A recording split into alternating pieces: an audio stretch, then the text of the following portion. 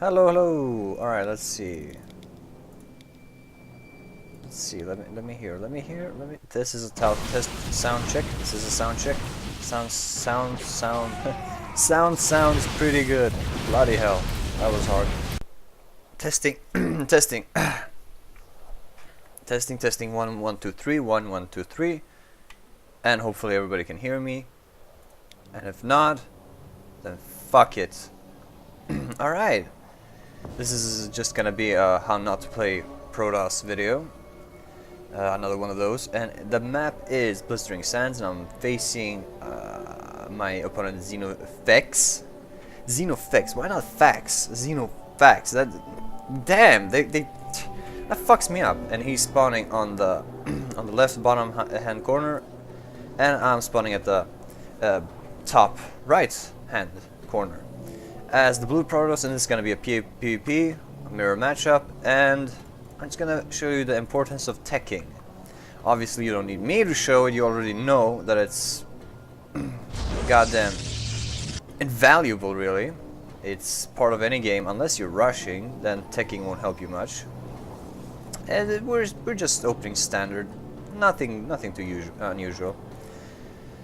The whole point of this is one, to teach me how to tech properly. Sometimes I don't really know what to tech at what point when I'm facing a certain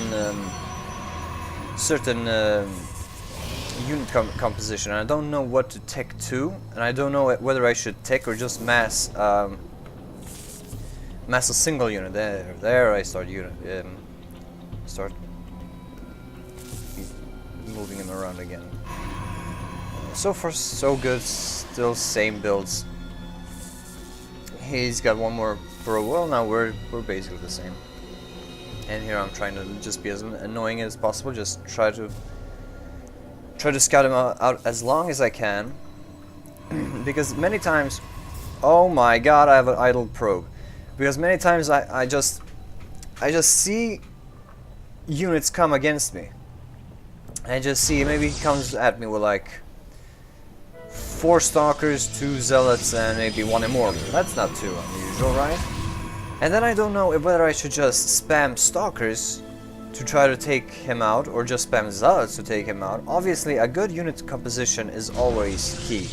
You really want to get as many different types of units as you can. I mean, you can't go wrong with it. Why just go stalkers when you can go stalkers, zealots, and sentries? This is one of those games where I think I teched for once. Yeah, I know. And he didn't, which... well, we'll see what happens. We'll see.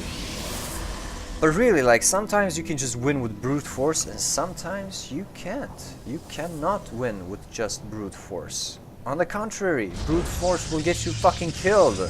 And then when the score screen comes up and you see that you lost, and you see that you have like half the points he had, and you're like, no, I fucked up, and then you go, yeah, and then the opponent goes, yes, you did. But then you watch the replay and you learn from it, and I see him he's starting to break these rocks, but I don't seem to be moving out with anything. I'm just researching the warp gates from the cybernetics core. I always forget the map, this map's name, and some of the technologies. What the hell? Like, warp gate. Of course it's warp gate technology. Fuck sake. This is Blistering Sands, isn't it? Christ, I need to check that out. Fuck. So I see this. Do I see this? Maybe I do. Yes, I do see it. Why am I not moving out? Well, like a single stalker. Am I blind? Alright, so pro tip 2 of the day. Pay attention to the fucking map. Don't be like me. Whoa, he's making 3 more zealots. You see... what in the... okay, I see. I'm going for some kind of 3-gate thing. Alright, here comes my warp gate. Here comes my warp gate, and I'm sending out 1 zealot, probably just to scout. And I didn't attack move him, I just sent him to scout. And I passed these, and I saw that. I was like, fuck! So I started sending him back, apparently. These Bacter rocks are gonna be taken out, and I don't understand why I'm not doing anything. Here are my stalkers, but at the same time we have a gateway and a forge at my opponent's base. Aha! And here comes a robotics facility. And now I start defending the damn rocks. Well, too late. They're more or less already dead. What am I doing now? I'm getting another gateway. So it seems like I'm doing a very, very late 4-gate. Damn. This was back, actually, I won't lie. This is when I sucked. This is how much I suck. I mean, I'm not a pro player. I think this game was casted or I played this game like 2-3 months ago. It's crazy. I just saw it and I thought, ooh, technique, why not? Oh my. What is it, like one more hit? How much does this do? 8. Well, no, not more one hit. Not one more hit, but close enough, close enough. I'm getting my little pylon here so I can warp in additional units fast. And I'm just getting pure stalkers, just massing. No diverse unit composition, just brute strength here. Nothing special. I'm not using my chrono boost. As I said, this is how not to play Protoss. This is how you do not play Protoss. If you have 100 of 100 energy, you suck. Whoa, and now we're oh. It seems like I still have somewhat of a bigger army, but that's soon gonna change when his immortal comes out. Yep, there it is. When his immortal comes out, then it's gonna be much more even. In fact, you might just say that we're even now. It looks like I'm on my way. No, here comes 4 more stalkers. Jesus, I'm really spamming the stalkers. At this point, my opponent does exactly what he needs to do, just spamming immortals. Just use that chrono boost as much as you can, spam immortals. Immortals does a tremendous amount of damage to stalkers. Just try to keep the immortal alive, that's the trick. And against these many stalkers, I wonder if one... Well, no. There's no way one immortal can just take on, what, 7 stalkers and the rest of the stalkers take each one. You really need at least... at least one more, but I'd get like 2 more, 3.